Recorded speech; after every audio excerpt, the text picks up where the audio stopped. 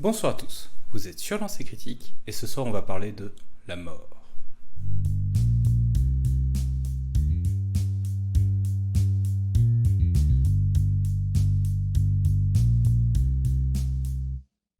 La mort a dans le jeu de rôle une place importante.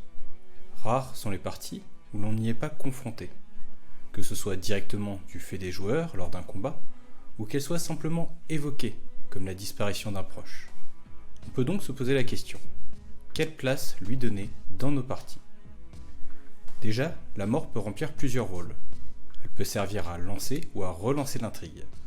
Si vous avez déjà lu un scénario de l'Appel de Cthulhu, il y a de bonnes chances que celui-ci commence par la disparition d'un membre de la famille que vous n'avez pas vu depuis des années, mais que vous aimiez beaucoup. Bien sûr, c'est une bonne raison d'attaquer un scénario. Il est cependant regrettable que cette introduction ait déjà été tellement utilisée qu'elle perde son impact. Même si l'on peut facilement imaginer la perte d'un proche, interpréter la perte d'un proche d'un personnage dont on ne sait rien ou presque rien est difficile. Cela est en partie dû au fait que le poids des souvenirs est inexistant, alors que c'est généralement ce qui rend la mort difficile. Bien sûr, elle a un point différent en fonction de la situation. Trucider des monstres ou des bandits qui nous attaquent n'a généralement que peu d'impact, alors que la perte d'un PNJ important, voire d'un PJ, aura un ressenti bien différent. Tâchez de garder cela à l'esprit et de l'utiliser à bon escient afin de ne pas la reléguer au rang de fait anodin et de garder sa dimension affective, surtout si vous en servez comme moteur d'intrigue. Autre utilisation de la mort comme adversaire. Bien sûr, je n'en parle pas au sens propre comme des squelettes ou des zombies dirigés par un vil nécromancien. Quand je dis la mort en adversaire, je pense à sauver quelqu'un, voire même vous sauver vous-même, comme motivation pour faire le scénario. Même si là aussi, c'est une ficelle qui a été très utilisée, il est plus simple de lui donner de l'intérêt. Dans ce genre de cas, vos joueurs ont pleinement conscience des conséquences qu'aurait un échec. Il faut bien sûr pour cela qu'il y ait un vrai risque. Dans ce genre de scénario, le temps est un ennemi qui marche côte à côte avec la mort, et il ne faudra pas hésiter à mettre la pression sur les joueurs et à faire tomber la sanction si jamais ils flânent trop. À présent, parlons-en du côté des joueurs. Cas assez répandu, les joueurs, dans le jeu de rôle, finissent généralement par tuer quelqu'un, que ce soit de façon légitime, pour se défendre lors d'un combat, ou un accident, en voulant capturer un protagoniste adverse. Dans ce genre de cas, la réaction va souvent être dictée par le style du jeu. Dans un PMT par exemple, cela se traduit souvent par un gain d'expérience et du butin. Cela peut bien sûr avoir des conséquences beaucoup plus graves dans un jeu réaliste. La mort, même accidentelle, d'un PNJ dans un jeu comme Cops aura de lourdes conséquences. Dans un jeu comme l'Appel de Cthulhu, elle peut attirer des problèmes avec la police, mais également affecter profondément la santé mentale de votre personnage. Au final, ça va être au maître de jeu et aux joueurs d'établir le poids de la mort dans l'univers dans lequel ils jouent.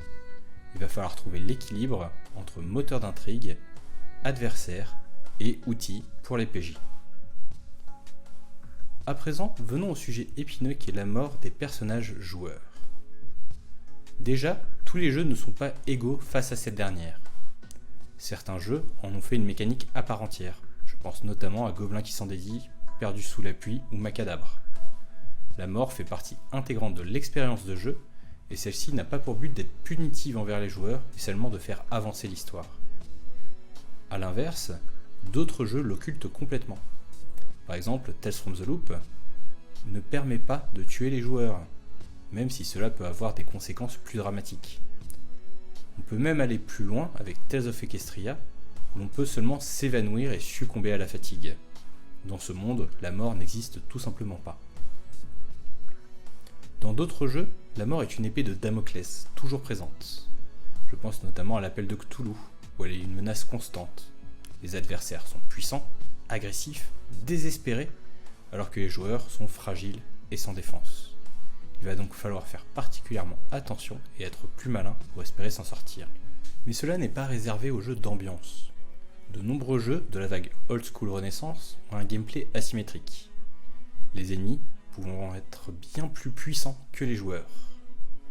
La mort est alors une motivation tangible Et dans une situation défavorable, il va donc falloir faire preuve de ruse ou de lâcheté pour pouvoir survivre. Cependant, dans la majorité des jeux, celle-ci représente une possibilité, mais elle n'est pas au cœur du système. Et c'est dans cette catégorie de jeu qu'il va falloir trancher la question. Là, le choix va souvent dépendre du MJ et du type de scénario. Dans un one-shot par exemple, tuer des personnages joueurs sera moins lourd de conséquences, surtout si on approche de la fin de l'histoire. Certains joueurs d'ailleurs, n'hésitant pas à faire preuve d'une témérité incroyable dans ce genre de scénario, profitez-en pour leur offrir une mort épique à ces personnages. Dans une campagne, c'est plus compliqué. Les joueurs ont investi du temps et souvent de l'affection envers leurs personnages. Les tuer sera alors lourd de conséquences. D'un point de vue personnel, je pense que la mort d'un PJ doit rester une possibilité. Cependant, il ne faut pas que celle-ci soit vide de sens. La mort d'un joueur doit garder une certaine dimension et avoir un impact moral. Tuer un personnage car il a rencontré un ours par hasard et qu'il a fait preuve de malchance au dé n'a à mon sens aucun intérêt. Dans ce genre de cas, je vais préférer le blesser, voire l'handicaper pour la suite, mais il ne perdra pas son personnage.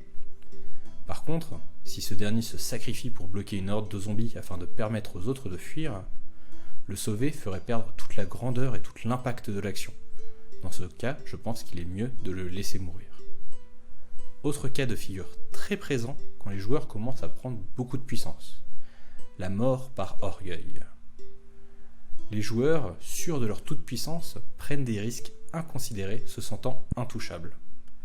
Dans ce cas, je n'hésite pas non plus à tuer un joueur. Sa mort, aussi peu épique qu'elle puisse être, ramènera sans aucun doute le reste du groupe à la réalité.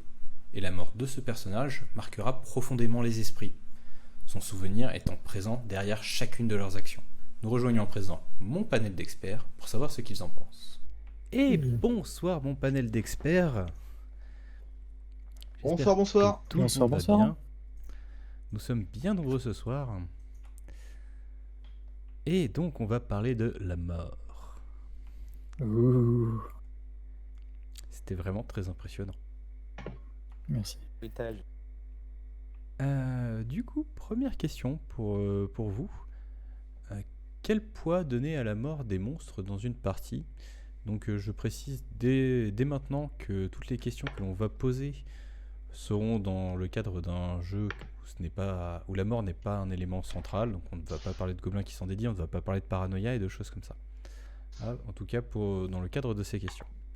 Donc, quel poids donner à la mort des monstres dans une partie? Est-ce qu'il faut qu'on continue à la négliger? Est-ce que ça serait bien de lui donner un peu d'impact? Et je vais poser la question à Monsieur Pierre. Faut répéter la question. Non. La mort des monstres, ça va dépendre du monstre en question. Est-ce que c'est un trash mob? Est-ce que c'est un boss, entre guillemets? Ça va être des éléments qui vont être à prendre en compte. Est-ce que c'est un monstre que les ennemis ont mis, enfin que les joueurs ont mis un tour à battre, ou est-ce qu'ils sont dessus depuis 5 tours à force de rater leur dé? À titre personnel, je mets rarement beaucoup d'impact dans la mort du dit monstre, sauf si vraiment on est face à une situation où cela importe. L'avis de Monsieur Thomas. Ben, ça va dépendre comme l'a dit si justement Pierre, ça va dépendre du monstre en question, mais ça va dépendre aussi de ce que nous, en tant que maître de jeu, on veut faire ressentir aux joueurs. Si évidemment c'est du PMT un bourrin, on va pas mettre du pathos à chaque fois qu'il y a un monstre qui meurt, ça me paraît assez logique. Mais si jamais on veut aller un petit peu plus loin que ça, peut-être que à un moment donné, les joueurs vont se rendre compte que ce monstre gardait en fait quelque chose, qu'il attaquait les joueurs pour une certaine raison et qu'en fait il était pas si méchant que ça, et qu'il n'était pas forcément obligé de le tuer. Ok. Quel est l'avis de Monsieur Adrien? Ouais, comme l'a dit Pierre et Thomas, on principalement avec 3 types de On monstres te en perd fait. beaucoup, Adrien. Ça y est, vous m'entendez mieux? Un peu. on se retrouve avec 3 types de monstres en général, les figurants, les seconds rôles et les premiers rôles. Effectivement, si c'est juste envoyer de la piétaille pour de la piétaille, la mort n'a pas un grand poids dans le jeu et trop d'importance. Sur des monstres un peu plus puissants ou même des adversaires, ça peut être bon de laisser les PJ prendre un peu d'informations sur la société, sur Ça coupe. Ah, je fais ce que je peux! C'est bon de leur donner un peu de background sur les monstres pour pouvoir avoir une sensation de victoire un peu plus importante, quoi, qui est vraiment de la valeur à ce qu'ils font. Ok. Voilà. Quel est l'avis de Monsieur Damien? Euh, un peu comme ce qu'ont dit les autres avant, c'est vrai. Il y a aussi une histoire du contexte de l'univers et de la partie. Est-ce qu'on est là pour faire des PMT ou est-ce qu'on va mettre plus d'ambiance et plus de réflexion? Voilà. Peut-on avoir l'avis de Monsieur Liam? En fait, je suis très d'accord. Je suis très d'accord avec ce qu'a dit Adrien sur un peu les 3 niveaux de PNJ. C'est quelque chose qui pourrait s'approfondir éternellement, basé sur la campagne, peut-être les relations qu'un certain monstre ou un certain ennemi a eu avec les joueurs. Je trouve que ça peut être beaucoup plus efficace d'avoir, comme l'a dit Thomas, des monstres qui ont une motivation un peu plus tangible, un peu plus comprenable, au lieu juste des ennemis de base qui se jettent parce que c'est des méchants. Alors, je trouve si c'est un monstre qui avait plus de motivation, faut traiter ça un peu comme la mort d'un PJ, pardon, pas d'un PJ, d'un PNJ assez bien connu à la partie. Surtout si c'est un monstre qui avait un monstre ou un ennemi qui avait un niveau d'intelligence assez considérable.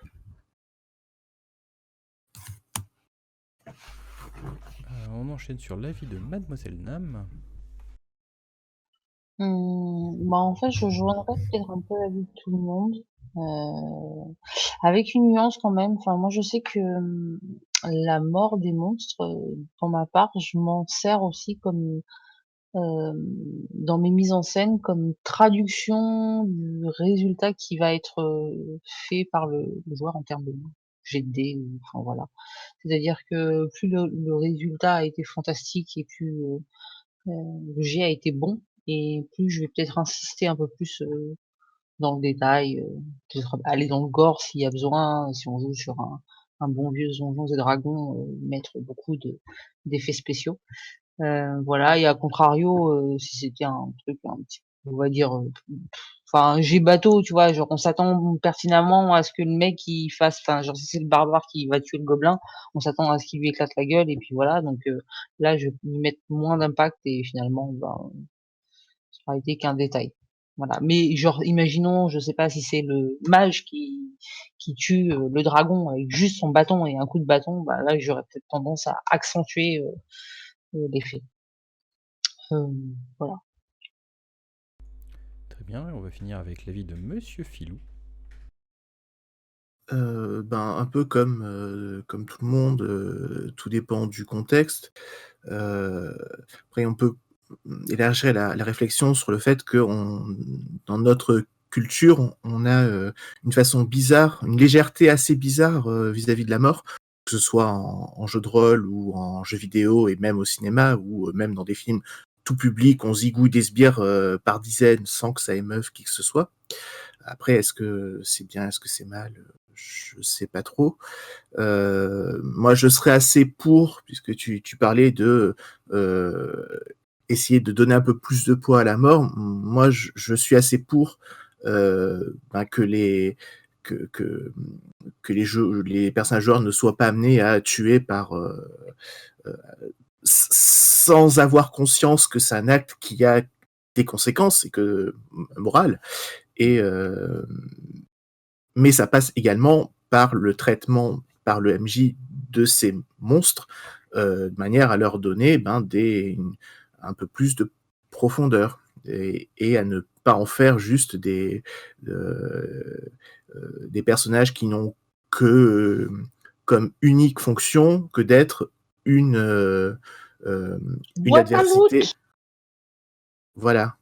Désolé, Ouais, excuse-moi, c'est trop facile. voilà, c'est-à-dire que, voilà, qu'ils aient des pensées, qu'ils se battent pas jusqu'à la mort alors que, clairement, ils ont pas forcément envie de mourir, qu'ils fuient, qu'ils se rendent, et voilà, et leur donner aussi des motivations de faire, ce qu'ils font, autre que être juste des Nam, je te laisse le dire. Boîte à loot. Voilà. Eh ben, c'était un bon petit tour de chauffe. On enchaîne avec la question suivante. Doit-on fournir un bac affectif à un PNJ qui vient de mourir au début d'un scénario? Donc, basiquement, est-ce que ça serait intéressant de donner des souvenirs, des choses comme ça aux joueurs, de façon à ce qu'ils puissent mieux interpréter leur rôle si la quête a été lancée par le parent disparu, l'ami disparu, et des choses comme ça. Et vu qu'il a parlé en dernier, cette fois-ci on va lui demander la première, on va demander à Monsieur Filou. Pour que ce soit plus dur pour les autres après. Euh, là, ça dépend. Là, je vois déjà une distinction entre est-ce qu'on est en one-shot ou est-ce qu'on est en campagne. Si on est en campagne, une campagne qui a débuté depuis un certain temps, du coup, pour que cette mort ait plus de poids et implique plus les personnages, l'idéal serait que ce soit un PNJ qu'ils ont déjà croisé, qu'ils ont déjà rencontré, voire qu'ils ont eux-mêmes créé dans leur background. Et du coup, dans ce cas-là, le bac affectif a déjà été créé. Dans le cas d'un one-shot, je pense qu'on peut, et c'est même souhaitable si on veut que les joueurs s'impliquent, mais dans ce cas-là, il faut que ça apparaisse dans leur background. Il faut que ce lien affectif soit explicité dans leur histoire. Ok, on va demander son avis à Monsieur Pierre. Alors, c'est une question qui est un petit peu chiante, dans le sens où est-ce que ce bac affectif a pour but de pousser les joueurs à enquêter? Ça serait plus pour se permettre d'avoir un meilleur roleplay. Parce que, encore une fois, souvent, en début de partie, quand tu as l'oncle machin qui est mort et c'est la première fois que tu lis le nom de l'oncle machin, soit c'est ce qui va te lancer la quête, mais tu n'as pas vraiment de lien avec le personnage en question, alors que ton personnage devrait en avoir. Dans ce cas-là, comme l'a si bien dit Filou, dans le cadre d'un one-shot, avoir plus d'informations, et ce à chaque fois à titre personnel vis-à-vis du vieil oncle qui vient de mourir, peut-être, je dirais même plus, doit servir le scénario plus qu'être un prétexte à partir enquêter. Que chaque joueur ait des petites informations un petit peu spéciales, un petit peu particulières sur le vieil oncle, qui pourraient permettre soit de faire avancer, soit d'empêcher l'avancée de l'enquête. Genre, il y a tel membre de la famille, tel personnage joueur, c'est que le grand-oncle, en fait, pendant la guerre, il a fait des trucs un petit peu pas terribles, et il faut pas que le reste de la famille soit mis au courant, parce que ça pourrait le desservir. Sauf qu'on se rend compte que ce qu'il a fait pendant la guerre, il y a eu des expériences qui ont mené à la création du grand méchant qui est venu pour se venger, à moins que ce soit pas lui. Sauf qu'il y a un autre membre de la famille qui sait que cela doit éclater au grand jour. Je pense que le bac affectif du PNJ qui vient de mourir doit servir le scénario plus qu'être des informations pour lier les joueurs entre eux et les lier au PNJ. Je sais pas si je me suis bien fait comprendre. Pour moi, ça va. Du coup, on va demander son avis à Monsieur Thomas. Ben, pour moi, tout simplement, ça dépend de l'objectif ludique de ton scénario. Si c'est un scénario qui met pas mal l'accent sur l'enquête, le roleplay, effectivement, je trouve ça intéressant justement de mettre l'accent sur ce que les personnages ont pu vivre par le passé, avec le PNJ, décédé en question. Si c'est juste, «Oh tiens, tel PNJ que vous aimez bien est allé dans ce donjon, est mort et du coup faut aller, le venger et parallèlement trouver le trésor dans le donjon en question», on voit pas vraiment l'intérêt. Ok. Monsieur Adrien, qu'en pensez-vous? Allô? Vous m'entendez?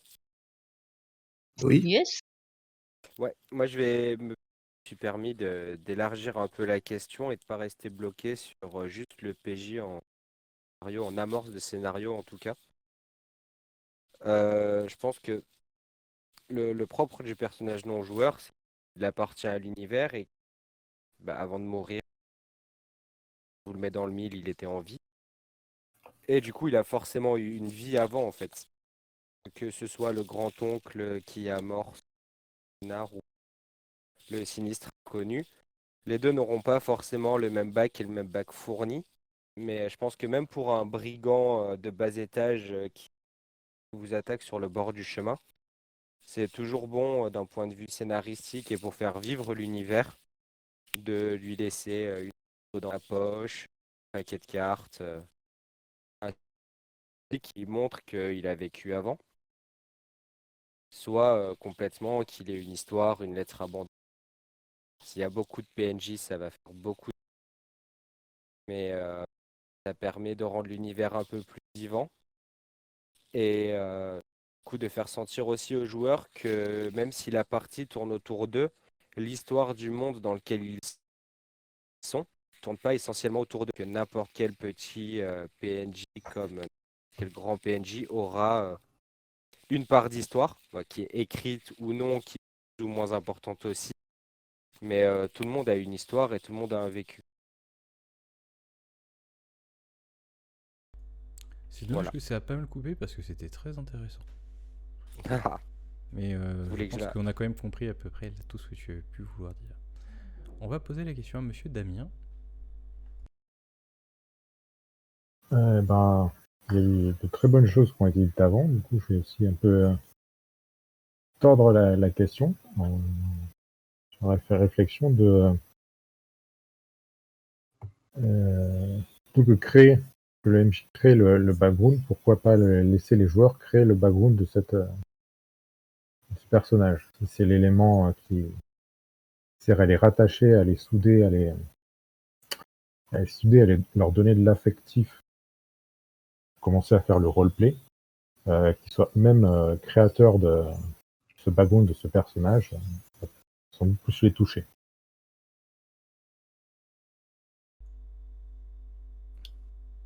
Ok. C'est aussi une bonne approche. Après, malheureusement, c'est souvent l'approche par défaut. Oui, mais on va quand même poser la question à Mademoiselle Nam. Bah, en fait, moi, je serais plutôt d'accord, avec, l'approche de Damien. Enfin, ça serait plus mon genre, en fait. Peut-être donner des pistes, oui, leur dire que c'est, leur grand-père, leur sœur, leur cousin, enfin, peu importe. Leur donner des pistes, mais je pense qu'en tant que maître de jeu, j'imposerai pas un bac affectif aux joueurs et c'est à eux de le construire, c'est à eux de savoir quelle relation enfin, je sais pas, j'accorde beaucoup de liberté aux sentiments que peuvent avoir les personnages joueurs. Donc du coup pour répondre à ta question, ce serait non. Très bien. Et bien du coup, est-ce que jusqu'où on doit aller dans la description de la mort, dis-moi? Qui c'est à moi? Oui. Ah, jusqu'où? Bah, déjà ça dépend de la table. Enfin, voilà quoi. Genre, si tu en partie d'initiation avec des gamins de 10 ans, je pense pas qu'il faille enfin faire quelque chose de très réaliste si jamais tu dois mettre de la mort et encore que même dans ce genre de cas donc je pense que déjà c'est très situationnel en fonction de la table, en fonction des individus et des personnalités de chacun parce que Très bien, autant ils peuvent kiffer ça, le détail super glauque, super, gore ou peu importe, ou super dark ou très triste ou voilà. Autant il y en a qui peuvent mal le vivre. Et puis après au final enfin je pense que c'est vachement subjectif comme question et très situationnel parce que je prends un exemple, je suis pas du tout sensible à la mort, tu vois? Mais, heu, je me rappelle d'une partie, bah, c'était sur Meute d'ailleurs, sur une partie de Meute, il y a eu une scène de mort, mais la scène de mort en fait était pas du tout glauque, elle était pas du tout triste ou enfin c'est on est en fait, mon personnage s'est juste trop confronté, devant une pierre tombale et sur cette pierre tombale, bah, il y avait mon nom qui était inscrit. Enfin bref et la façon dont le maître de jeu l'a apporté, j'ai trouvé la scène mais ultra triste, ultra flippante et alors que c'était pas du tout, explicite. Enfin, OK, je suis devant une pierre tombale, mais il y avait pas tous les codes de la mort comme on pourrait s'imaginer. Heu, donc je pense aussi que c'est une question de situation et puis bon, voilà. Donc il y a pas et je pense pas qu'il y ait de vraies réponses. Jusqu'où on peut aller donc pour répondre à ta question, c'était jusqu'où on peut aller, bah, je dirais ça dépend. La question c'est jusqu'où doit-on? Doit-on? Ben, jusqu'à la limite, bah, il faut que le maître de jeu, il connaisse bien ses joueurs, quoi. Enfin, voilà. Je pense pas que tu puisses, pousser la mort, par exemple, sur une table de convention où tu connais personne, tu sais pas comment le mec il est. Et on va poser la question à Monsieur Filou, pour voir s'il partage son opinion. Euh, je dirais jusqu'où doit-on aller? Je dirais que si on atteint le niveau Marion Cotillard dans The Dark Knight Rises, c'est qu'on est allé trop loin. Désolé, c'est plus fort que moi. Non, donc je partage l'avis de Nam sur le fait que ça dépend vraiment du public qu'on en face et ça dépend également de l'objectif que l'on veut donner dans la description de cette mort. Est-ce que si on souhaite créer un moment d'émotion, que ce soit du malaise parce que cette mort a été causée par les PJ, par exemple, euh, ou, euh, ou alors un sentiment de victoire si c'était un adversaire puissant qui a donné beaucoup de fil à retordre et faire diluer un petit peu ces derniers instants pour sublimer la scène. Euh, Ça peut aussi être intéressant.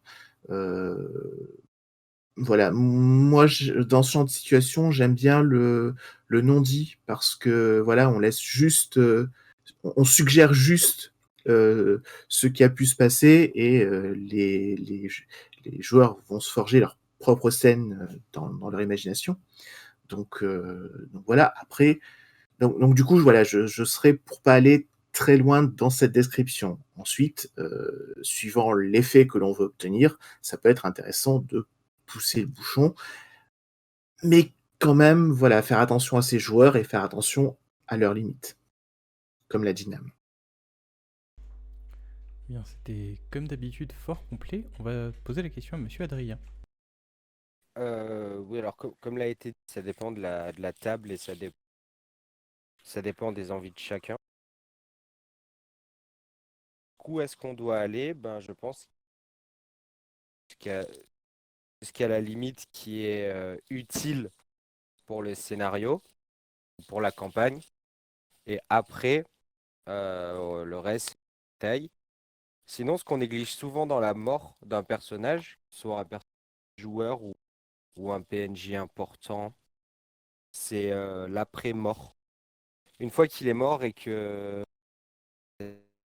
a ramené dans son village ou quoi, il y a tout un côté inhumation et enterrement qui peut être hyper intéressant à jouer pour les joueurs et pour l'ambiance générale. Puis ça permet aussi pour un joueur de faire son dernier barreau d'honneur avec tout.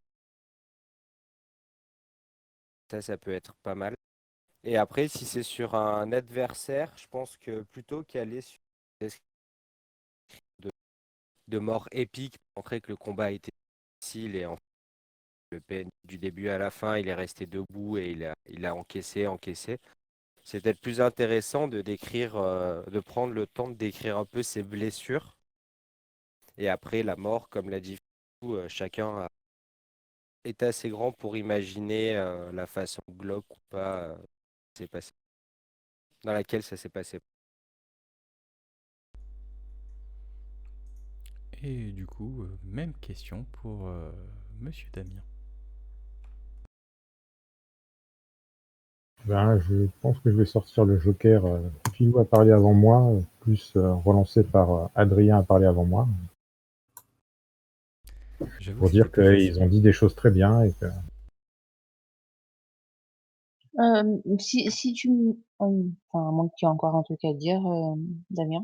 bon, ok, je dis aussi Nam a parlé avant moi. Non, c'est pas ça que je voulais dire. Non, mais il y a un détail intéressant qu'a soulevé,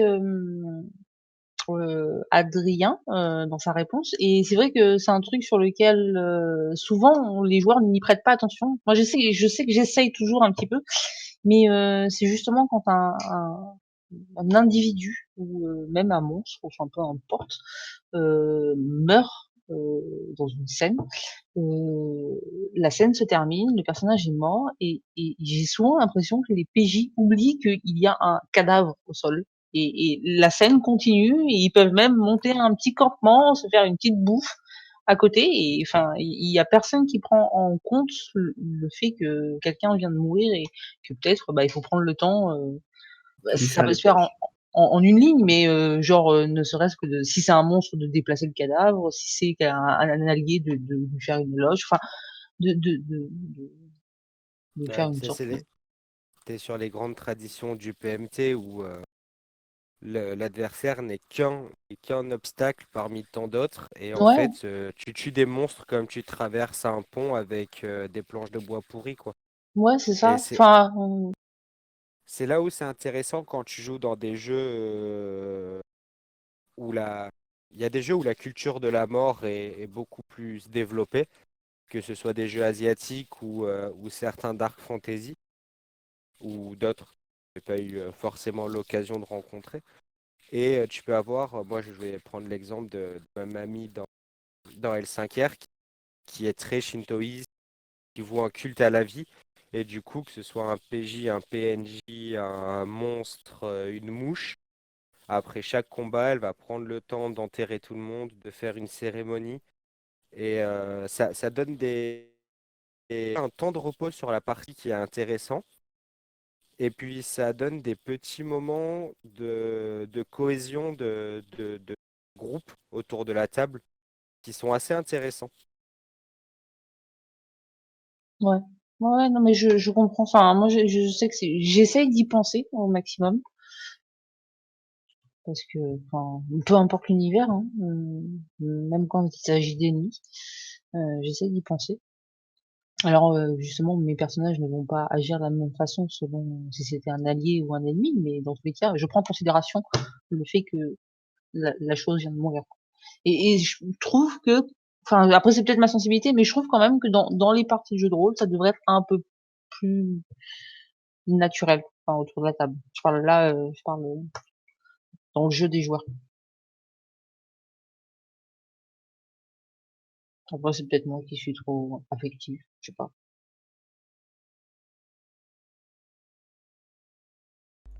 Quand tu joues, quand tu joues Quelqu'un a sur quelque la chose à mort, ajouter. c'est une phrase. Allô? Oui, oui. Oui, ok. Oui, bah en fait, plus on va s'attarder sur la mort d'un PJ, plus on va confronter en fait les joueurs au résultat de cet état de mort que vont prendre leur adversaire ou leur PNJ. Et je pense que plus ça va les entraîner à chérir la vie de leur personnage en fait, et à vraiment avoir un côté investi effectivement avec ce lien. Je pense que plus on va les confronter à la mort de façon scénarisée et narrative, et plus ils vont prendre de pincettes dans ce qu'ils font, et plus ils vont faire attention. Tu veux dire que c'est une éducation qu'il faut faire, c'est ça, en fait? Bah, pas forcément une éducation, mais la mort, c'est le truc auquel personne ne s'attend en général. Et dans un jeu, je pense que par confort personnel, c'est ce qui m'est arrivé au par confort personnel, c'est quelque chose qu'on occulte assez vite. C'est au fil, j'étais tombé sur quelqu'un qui est gros partisan de l'anti-discard. Et il y a un moment où je décris une scène de combat et j'ai un personnage qui se fait trancher la joue. Et du coup, je demande si pas. Et en gros, il me dit une phrase dans le style ah, nous, on n'est pas des tafioles. Et je lui dis bah, je sais pas trop, parce que je demande. Tout le monde doit prendre son plaisir, parce que la dernière fois que j'ai coupé la jambe d'un PNJ de 6 ans, il y a quelqu'un qui disait qu'il n'était pas une tafiole qui a voulu quitter la table. Et du coup, il s'est arrêté net en mode oui, mais c'était un enfant. Et ben, c'est pareil, ça restait un personnage dans un jeu. Et je pense que voilà, ce rapport à la mort, même dans le jeu où on est le grand tueur de monstres et le profondeur du mal, la mort reste quand même trop sous-cotée et sous-évaluée. C'est vraiment, comme tu disais, on pille une salle, on tue tout le monde, puis on va camper au milieu des cadavres. Et je pense que les gens restent quand même dans cette catharsis, quoi, cet état. La mort n'existe pas vraiment, quoi. Ou plus exactement, la mort est un acte qui est purement abstrait, qui est purement mécanique. C'est on Tout à l'heure, j'évoquais le fait que culturellement, y compris dans le cinéma, on se retrouve, à avoir des sbires qui meurent par dizaines et on ne voit jamais, les conséquences de ça. Parce que, ben, c'est pas des vrais morts. En quelque sorte, dans la tête des gens, y compris des joueurs, c'est pas des vrais morts, c'est juste une mécanique ludique qui leur fait gagner de l'équipement ou un trésor ou un truc comme ça, mais dans la tête des gens, ça n'a pas ce sens-là. Et effectivement, le MJ peut essayer de leur inspirer le fait que, ben, peut-être que oui, ce sont des vrais morts, il y a des conséquences, et il y a un respect à avoir envers ça.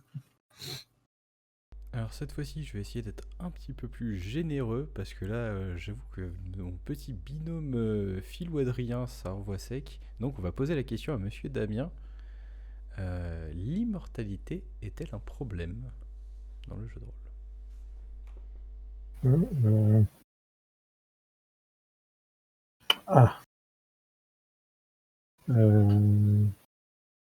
Difficile question. Quel est le...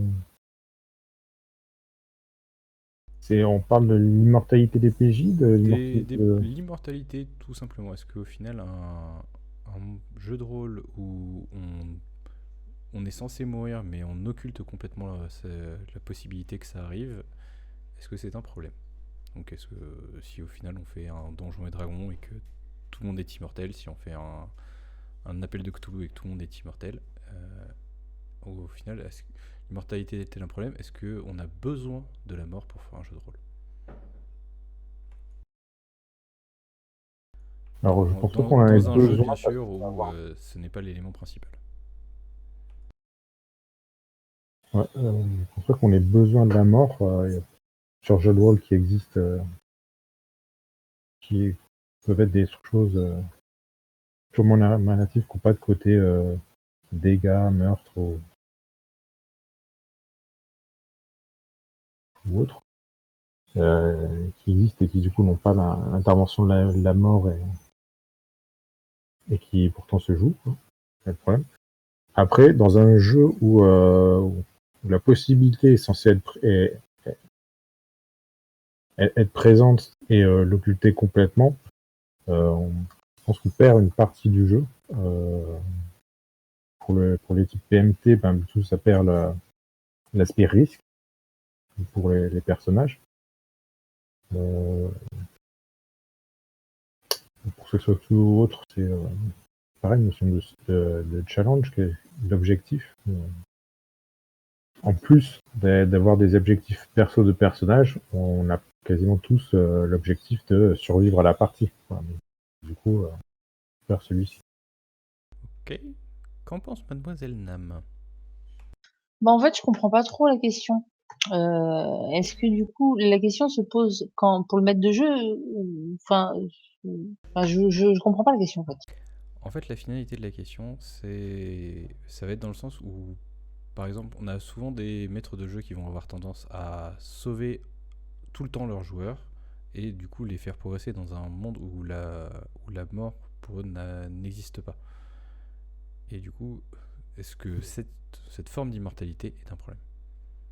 Ah oui, oui, enfin pour moi cette forme de fertilité est un problème.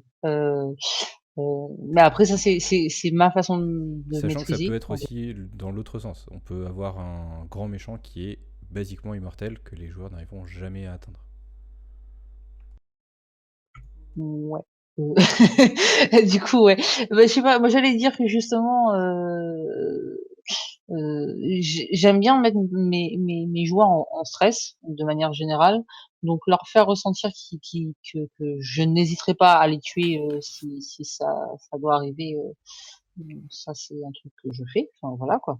Donc et d'un autre côté, je veux dire, vraiment si à ma table, par exemple, je sais pas, j'ai un fou sanguinaire qui veut tout tuer sans toutes les conséquences, qui peuvent, être impactées et cetera. Je trouve que de lui rappeler justement que la mort existe, mais aussi pour lui, c'est un moyen de le remettre à sa place.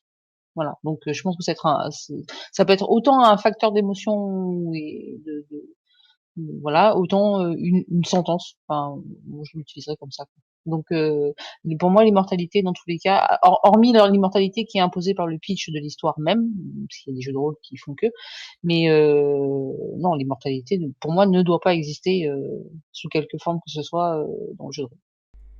Donc du coup, si on tourne la question sous une autre forme de type a-t-on besoin de la mort dans le jeu de rôle, tu dirais oui. Je dirais plutôt oui. Ok. Eh bien, qu'en pense Monsieur Filou? Alors, c'est une bonne question. Là, comme ça, j'ai envie de dire non, ce n'est pas un problème.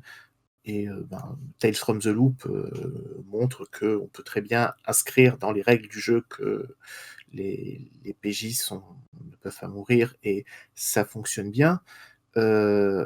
Après, j'ai l'impression que ça dépend du jeu. Je me suis fait la réflexion, lorsqu'on joue à un MMORPG, typiquement World of Warcraft, moi, il y a un truc qui me gêne, c'est que les PJ ne peuvent pas mourir. En fait, quand ils meurent, ils ressuscitent dans la foulée ou dans les minutes qui suivent, tout en ayant leurs actions qu'ils ont fait juste avant de mourir qui sont validées. Donc, ils n'ont plus qu'à reprendre là où ils s'étaient arrêtés. Et du coup, ben, je trouve que le jeu perd de sa substance quand il y a des arcs narratifs où il y a des PNJ qui meurent et où ça provoque c'est l'amorce de quête et c'est censé être des événements importants. Mais du coup, j'y crois pas. Enfin, je trouve que psychologiquement, le fait que moi je ne puisse pas mourir, ça enlève un peu de du réalisme et de la profondeur à l'univers. Donc, suivant l'univers que l'on veut poser, je pense que pour ces raisons psychologiques-là, ça peut être intéressant de garder cette possibilité. Pas forcément de l'exploiter, mais voilà, que les joueurs ne partent pas du principe que leur personnage restera en vie, quoi qu'il fasse. Très bien. Et on va finir en posant la question à Monsieur Adrien.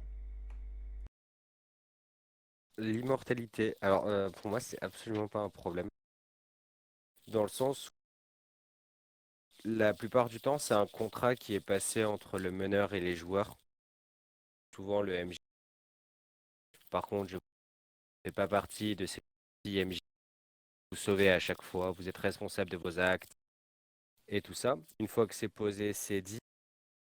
Et après, je pense que le joueur qui restera immortel par sur la table ou omission de malus et compagnie, c'est qu'il en a besoin pour jouer. Donc, ça me dérange pas non plus fondamentalement qu'il triche là-dessus pour rester en vie. Comme dirait, quand j'ai bossé la question, j'étais avec mon leader TMJ. Et ça se termine par une phrase qui dit règle 1, il n'y a pas de règle. Règle 2, tricher quand même. Et je pense que ça résume bien cette question sur la mortalité des joueurs.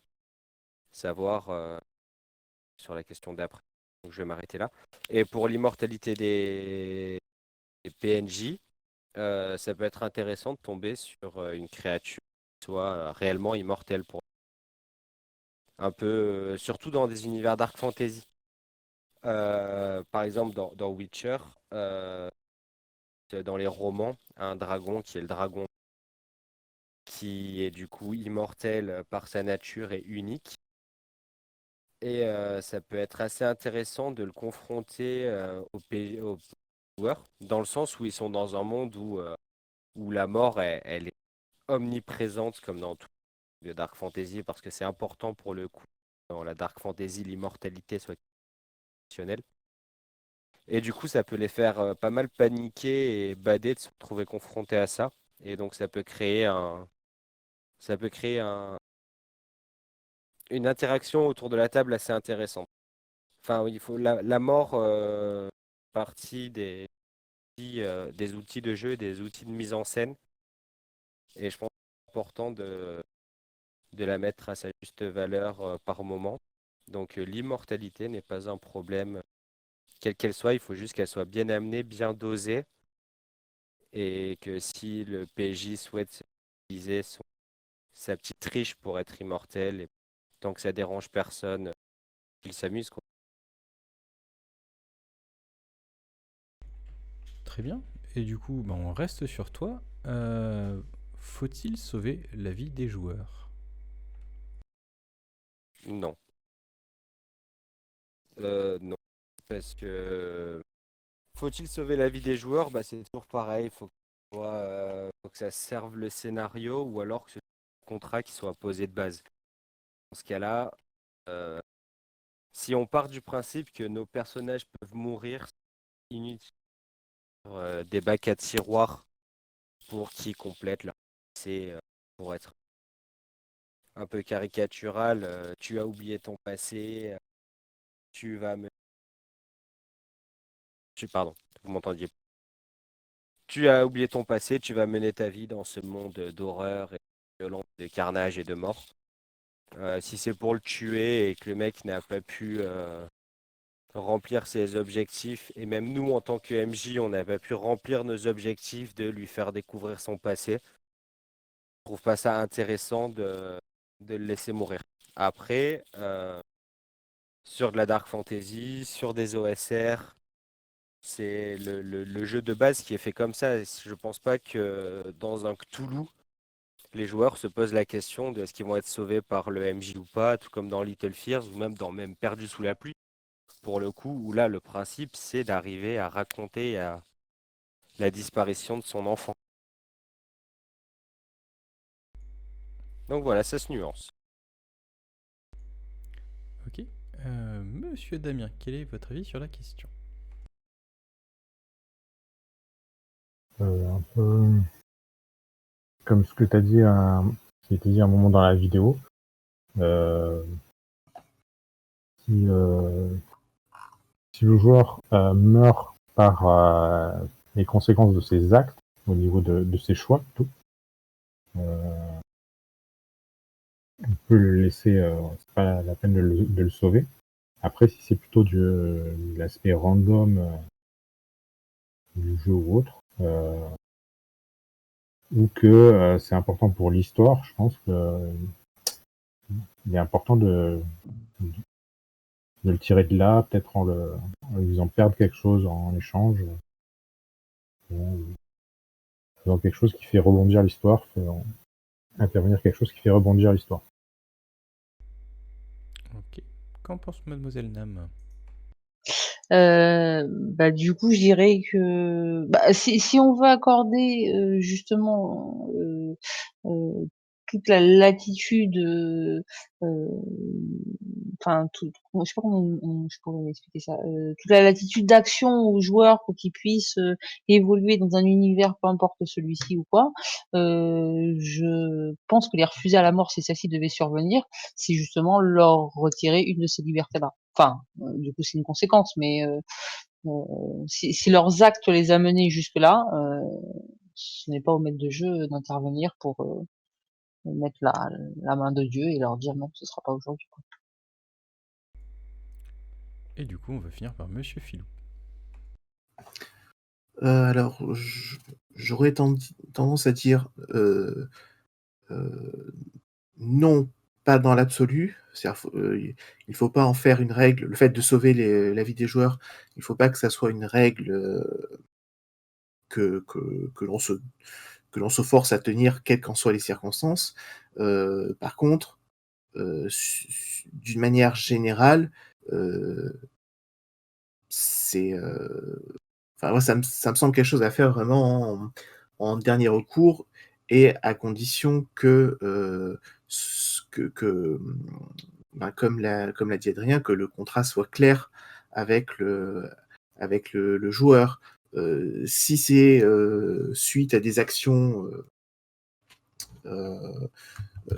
si le joueur a été extrêmement téméraire et a fait des actions, dont la conséquence, logique est la mort, ben, il faut d'abord bien le faire comprendre que s'il persiste à faire cette action, la conséquence logique sera la mort. S'il continue à la faire, bon, ben, dans ce cas-là, il a été prévenu, on le tue.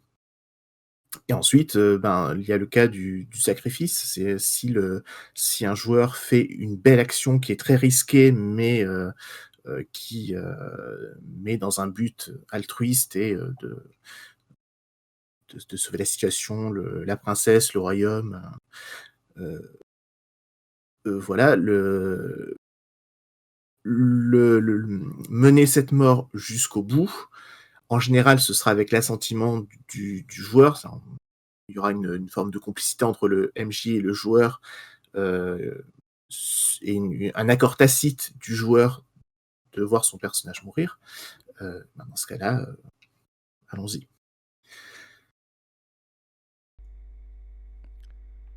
Très bien. Eh ben, vous avez le droit à une petite question bonus. Je peux rebondir sur Filou. Vas-y, je t'en prie, mais pas trop fort. Ouais, comme l'a dit Filou, ouais, la mort du PJ, moi, c'est son personnage. Il y a quand même des intérêts à ce qu'il choisisse sa mort dans le cadre où on est avec raisonné et raisonnable. Et donc, vu qu'on parle beaucoup de la mort, ça vient de m'arriver dans la tête s'il y a le jeu de Bruno Guérin, Antica, qui va avoir, j'adore, qui traite de.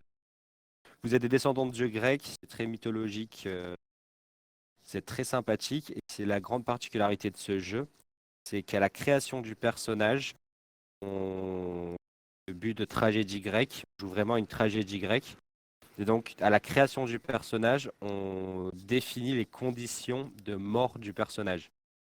Le personnage ne pourra mourir que de cette façon.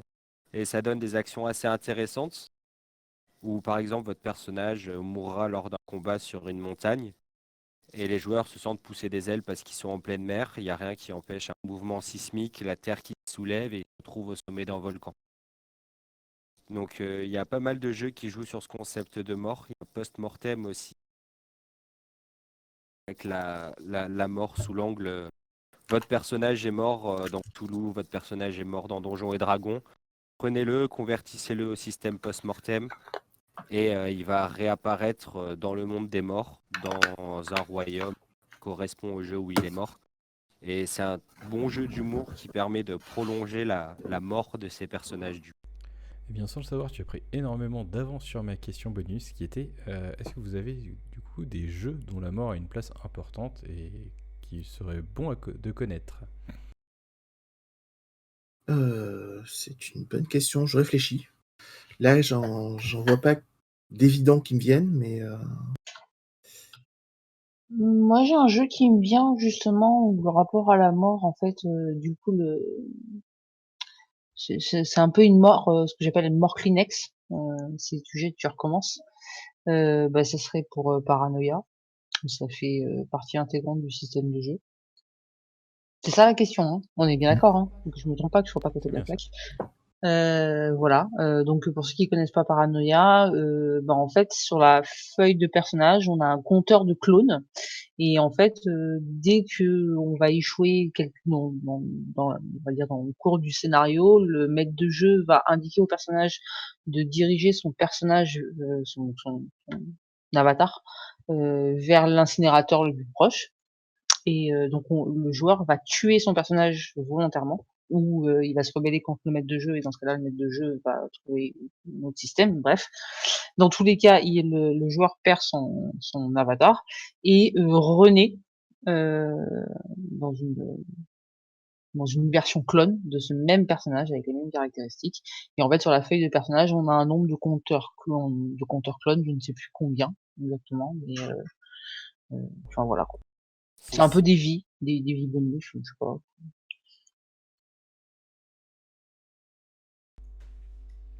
Il y a Waif, le néant, un jeu de White Wolf, ceux qui ont fait Vampire, Loup-garou. Dans Waif, les personnages jouent des fantômes.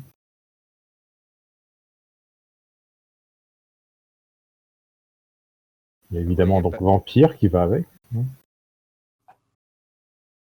Momie. il va nous faire toute la gamme White Wolf. Ouais. Il y a... Ouais, dans Mage, ça marche pas, on n'est pas. Eh, dans Mage, quand t'arrives à un certain niveau, c'est discutable. Dans Ars Magica. Il y a... Necropolis. Il n'y a rien à voir avec White Wolf. C'est un jeu des français, des loups singes. Il y a Zombie. Il y a Zombie pour des soirées mortelles. Où là, du coup, le postulat, c'est qu'il n'y a pas de mort en fait. Les morts de toutes les religions et de les cultes et la mort physique, en fait, la faucheuse, est partie en vacances où plus personne ne meurt. Et si votre personnage meurt, il est réincarné en zombie que vous pouvez continuer de jouer.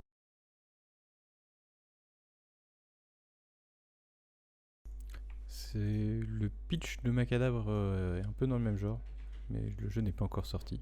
Donc j'espère qu'on y reviendra quand ce sera le cas. Checker si ça se trouve, c'est les mêmes auteurs.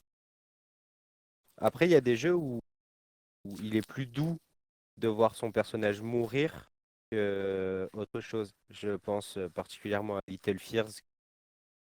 C'est plus une nouveauté que je chéris ce jeu particulièrement.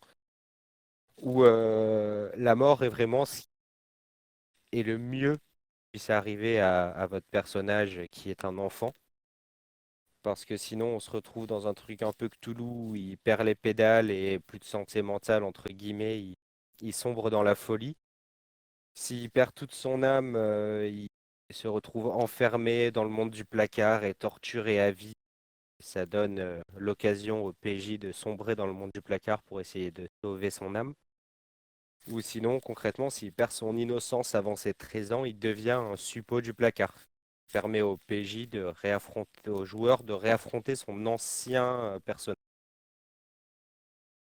Donc, quand on a construit un affect avec son personnage, dans Little Fears, on préfère qu'il meure, quoi, à la fin.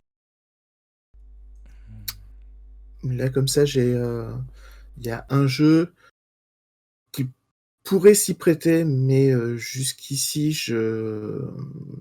cette voie n'a, enfin, à ma connaissance, pas vraiment été explorée. Mais dans INS, on joue un démon qui remplace une personne à la seconde de la mort de celle-ci.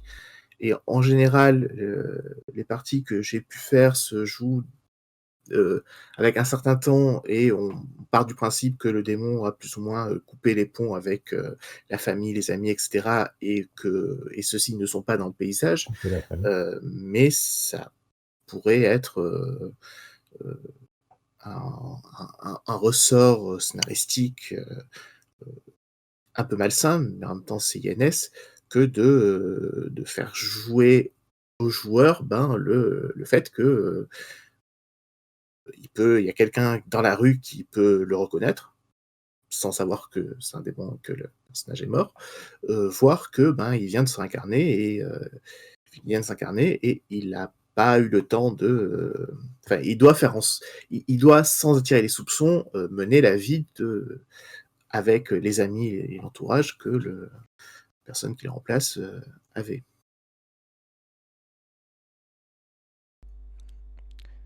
Il me semble que j'avais déjà fait un scénario dans ce genre-là, mais je pense pas vous l'avoir proposé. Mais effectivement, c'est quelque chose qui est très possible dans INS, parce que on joue des démons immortels, et la mort c'est rigolo.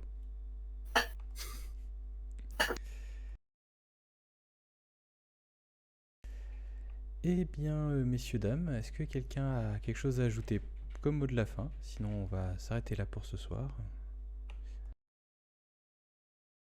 Bonne nuit. Moi, je pense qu'au vu de ce qu'on a été dit, si on doit tirer une conclusion pour enrichir les parties et donner du jeu et du corps à cette activité, il faudrait rendre vivante la mort et pas juste la laisser le cadavre dans un coin pendant le campement à côté. Et ce sera donc notre mot de la fin. N'oubliez pas de ranger vos cadavres. Je vous dis à dans 2 semaines pour un prochain atelier de jeu de rôle. Tout de suite.